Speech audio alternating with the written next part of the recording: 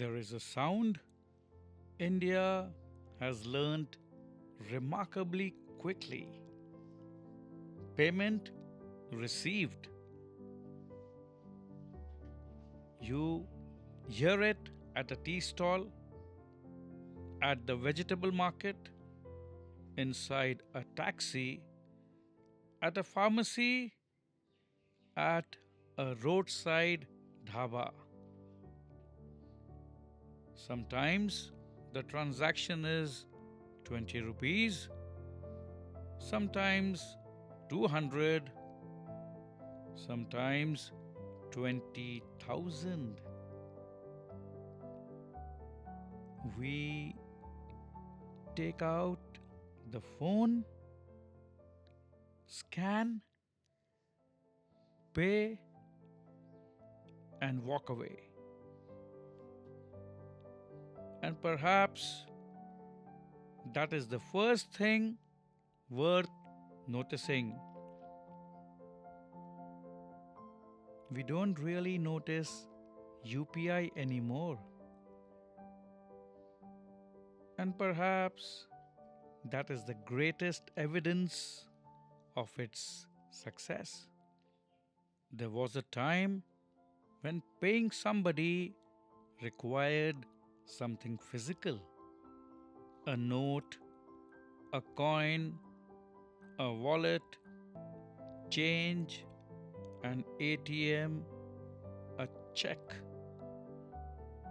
Sometimes even, भैया कल दे देना. Money had weight. It occupied space. It traveled from one hand to another. Then something remarkable happened. Money almost disappeared from the human experience. Not money itself, the friction of moving it. A QR code appeared on a piece of cardboard. A bank account met a mobile phone, and gradually, almost without us noticing, India changed a habit. Now look again at that 20 rupee cup of tea. Behind that tiny QR code, there is an enormous machine. Banks, payment networks, data centers, telecom infrastructure, cyber security, fraud detection, settlement systems, software, engineers, regulators. Millions upon millions of transactions moving continuously. And yet, to the person buying chai, almost all of this is invisible. He hears only payment received and continues with his day. Perhaps technology becomes truly powerful when we stop experiencing the technology and simply experience the convenience.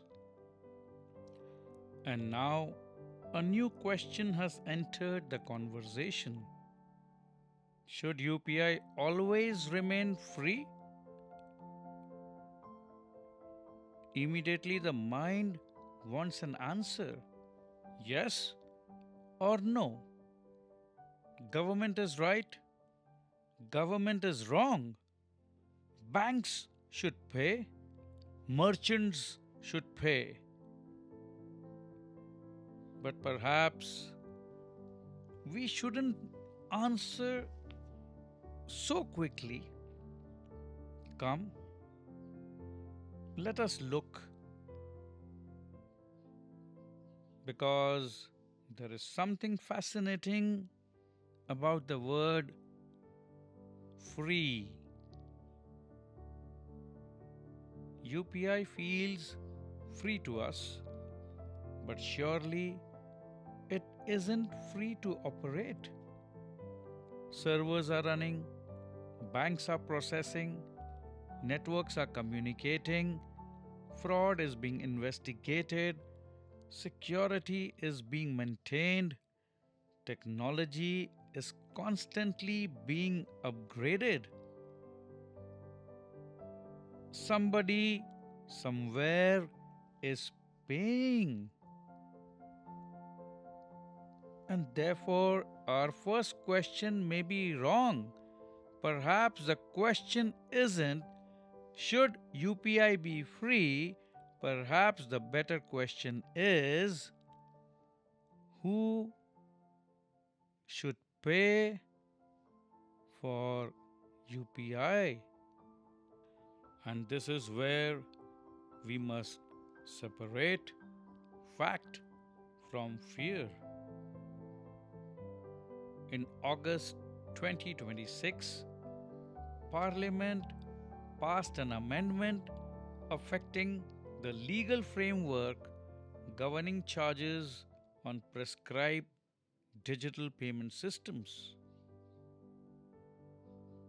Immediately, headlines and conversations began asking, is the government going to charge us for UPI? But that is not what has happened. The government has said that UPI users will continue to make payments without transaction charges. It has also said that the vast majority of merchant transactions will remain free. No general UPI transaction fee has suddenly appeared on your 20 rupee chai. What has changed is the architecture of the law. The government now has greater flexibility to determine the charging framework through notification.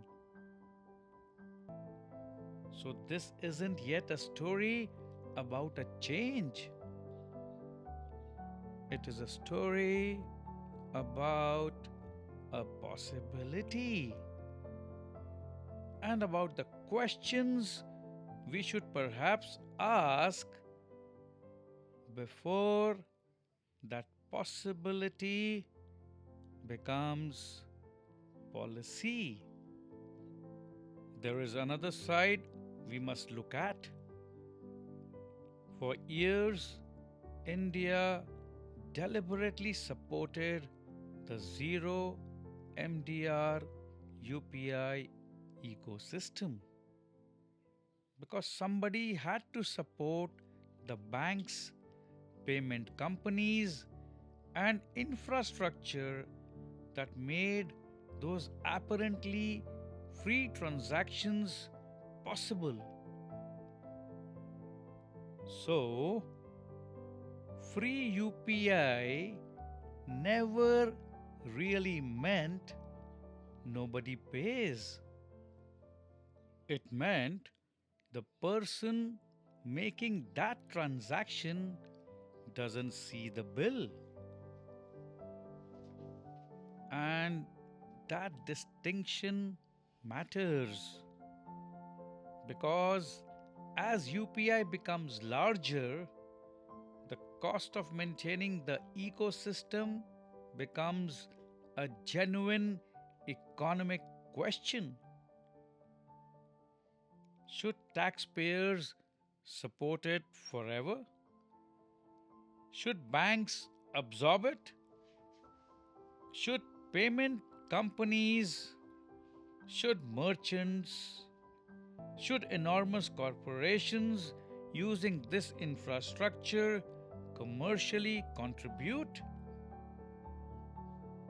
Suddenly, our simple 20 rupee tea has become an economics lesson. Now, let us conduct a tiny thought experiment. Imagine, not that this has happened, but imagine tomorrow your neighborhood shopkeeper says, cash 1000 rupees, UPI 1003,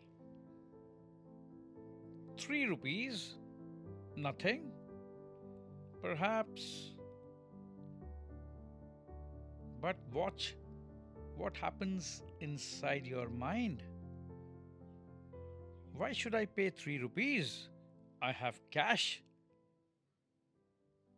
And suddenly, the wallet technology made unnecessary becomes useful again. Not because 3 rupees destroyed us financially, but because friction returned.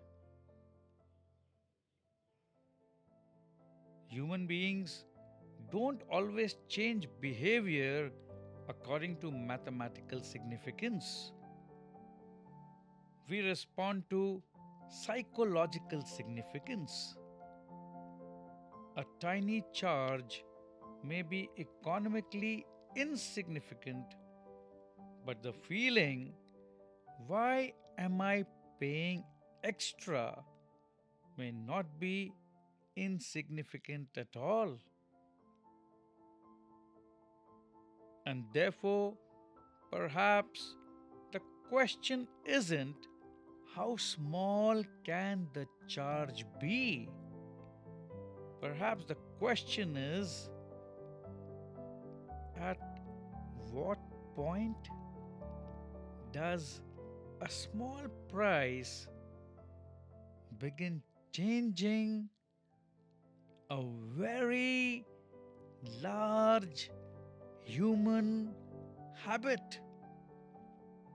Suppose a roadside tea seller receives 2000 rupees through UPI in a day. And suppose a giant corporation receives crores. Are they really the same merchant? Should the same economic logic apply to both? Perhaps not. Maybe person to person payments should remain completely free. Maybe the smallest merchants should remain protected. Maybe ordinary low value transactions should remain frictionless. And perhaps large commercial participants benefiting enormously from digital infrastructure could reasonably contribute towards maintaining it. But even then, we must ask, can that cost be passed back to the consumer? Who determines the threshold?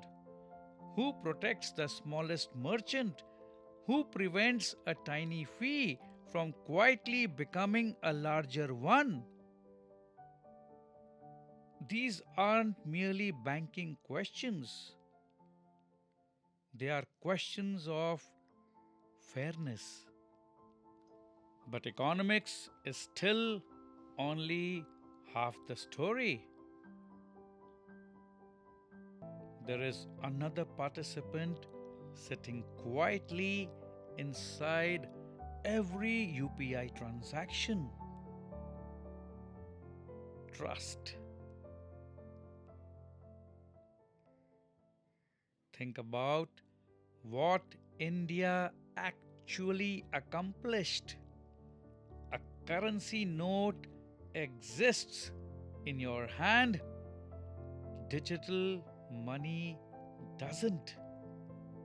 And yet, hundreds of millions of people learn to touch a screen, hear a beep, and believe the money has moved.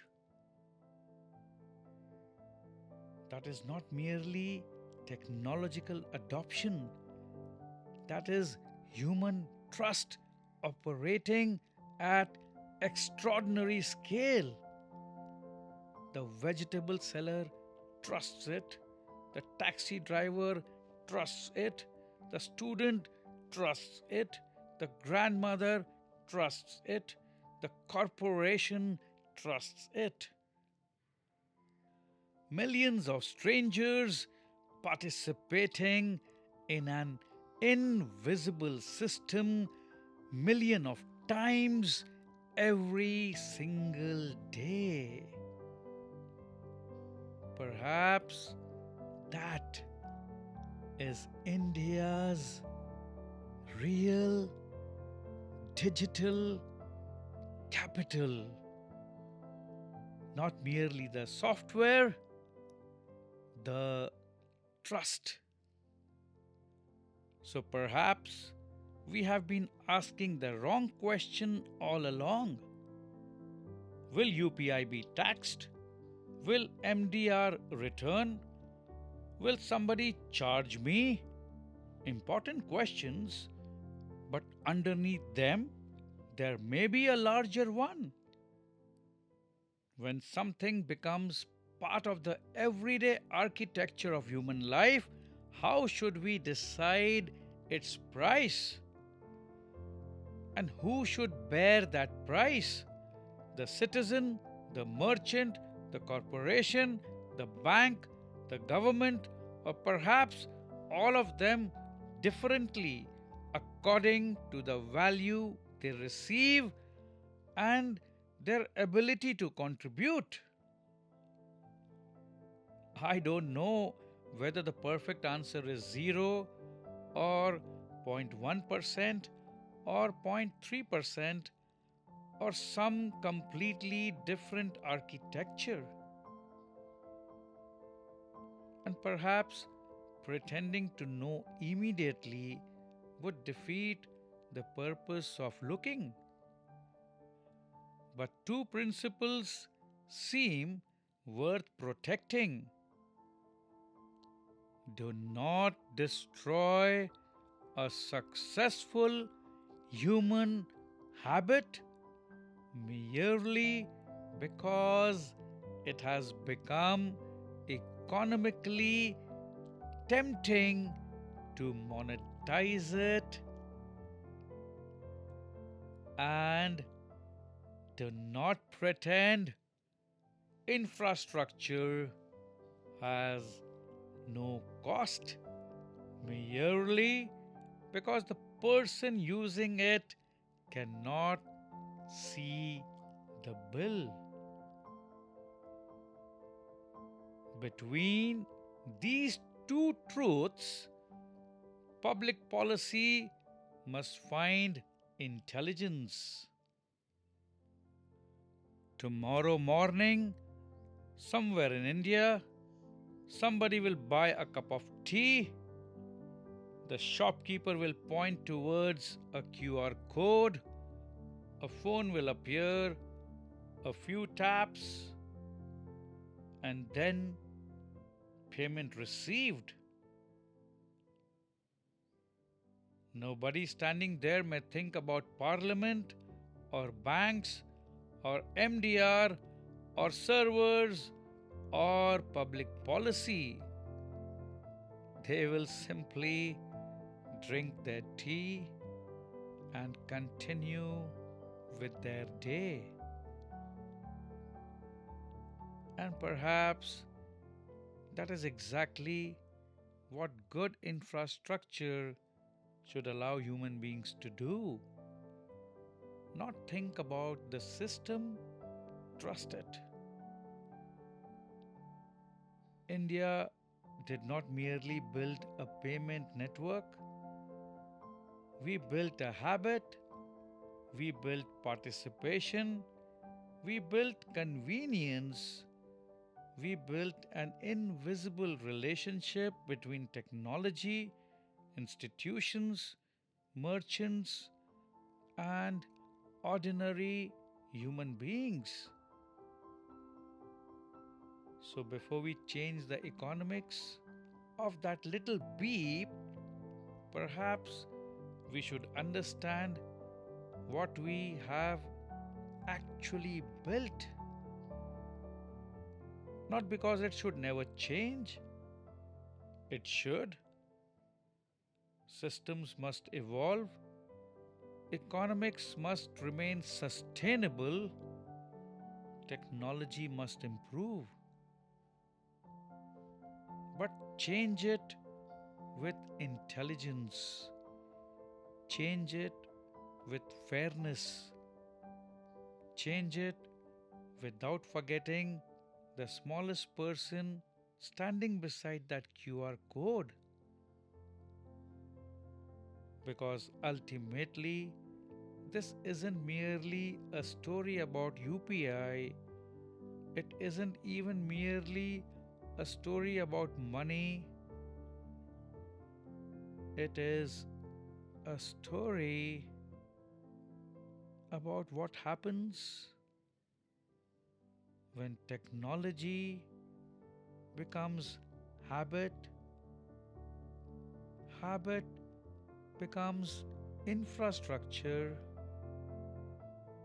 and infrastructure becomes trust,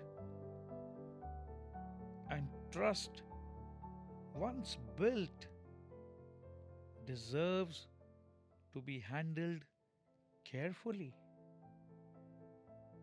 This is Keep Looking, a soul still inquiry into the world we are building. I am Bajrang Kumar Garg. Put your headphones away now. Go have your chai, and perhaps the next time you hear that little beep, listen to it a little differently.